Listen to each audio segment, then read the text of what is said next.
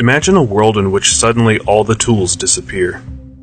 All buildings, cars, and machinery, or even basic tools such as knives, hammers, and shovels vanish. What would the economy look like if we had to do all the work with our bare hands? This is the situation in which the hero of this story used to live. On a remote island there was a fisherman. Maybe fisherman is too generous, because in a world without tools, his fight for survival was to jump into the sea and make desperate attempts to catch fish with his bare hands. It was not an easy life. All this effort resulted in catching just one fish per day, which is just as much as he needed to survive. One night, totally wet, with his eyes sore from the salt water, he was lying on the beach staring at the stars and thinking about how he could improve his life. Then he came up with a brilliant idea. If I could just extend the reach of my hand, I might be able to watch the fish from above the water and probably catch more. He decided that in the morning he was not going to catch fish. Instead, he would devote this day to implement his plan. He searched the woods, looking for a strong, straight branch, which with great effort he managed to break off.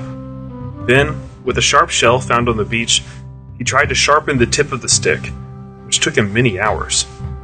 Finally, that evening, he fell on the sand, exhausted from hunger.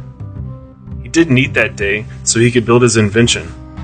But he was happy because, in his imagination, he was already sitting on a heap of fish caught with the help of it. Falling asleep, he decided to call his invention Spear. In the morning, motivated, he grabbed the spear and began to work. Because the salty water did not flood his eyes, and a pointed end of the spear was more effective than his hands, he was able to catch 2 fish that day. Well, it was not a heap of fish yet, but the economy of the island did grow by 100%. More importantly, it opened up for him many more possibilities. He could now fish every second day, consuming his catch from the previous day. He could also go fishing every day, as before, and dry the excess fish and store it for worse times. Another option was to use free time to implement new ideas to increase his productive capacity. This would result in increasing his wealth and expanding the size of the island's economy. In this story, we come to a simple economic principle. Wealth is created through self-sacrifice and taking risks. The fisherman underconsumed and took the risk that his plan might not work, and that he would go hungry all day producing the spear needlessly. The fisherman's underconsumption can be simply called saving.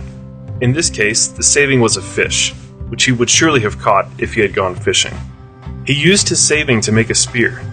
The spear is a capital good, because it is part of his saving, which has no value in itself for the fisherman, but it serves him to get what he really wants. After all, the fisherman does not want to have a spear, he wants to have the fish. Capital is therefore a part of his saving, which he spent on increasing his own productivity. Let's fast forward to our world to illustrate this example in real life. 2 friends got a very well-paying job in a company called Corporation X. The employer offered each of them $10,000 a month. Not believing his luck, one of them, let's call him Prodigal Pete, immediately bought a big house with a garden on credit. The monthly rent amounted to $3,000. He bought a luxury car, also on credit, for which he paid $2,000 a month. Bills for the apartment, the cost of the car use, hiring a gardener, and a cleaning lady amounted to another $2,000. Prodigal Pete spent the rest on eating in fancy restaurants and hanging out with friends, who surprisingly became more numerous after he got the new work. At the end of the month, he had no money in his account left over. Meanwhile, his colleague, Thrifty Tom, knew the story of the fisherman that was told in his family for generations. After getting a job, he rented a medium-sized apartment, for which he paid $1,500, because he thought that currently the apartments were too expensive to buy, so he decided to wait for a better opportunity. His monthly ticket for the subway cost $100. The other bills for the apartment amounted to $400. Thrifty Tom also liked to dine in restaurants and meet his friends, but he decided that for his entertainment he would spend no more than $500 a month.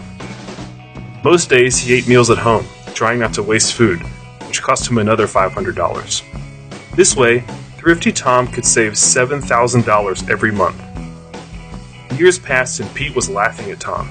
He used to say to him, "Get a life, man. Stop being a Scrooge." Or, "How's your car?" "Oh, sorry. I forgot you were still using the subway." Tom felt upset because he dreamed of a big house with a garden and a luxurious car. But common sense took precedence over whims. He invested his savings in various projects. He opened a small shop in the area, where he hired one employee. After paying for all the costs, his profit amounted to $1,000. Still, however, he did not increase his spending. After some time, he opened a restaurant, from which he drew profit of $2,000. Later, he bought a bit of real estate, partly on loan, and he rented it to various companies as office space. His gains after his loan payments amounted to $4,000. Tom kept acting. After a while, gains from all of his projects were already $15,000. Suddenly, hard times fell upon Corporation X. Because of some bad choices and a global recession, it had to fire 2,000 employees.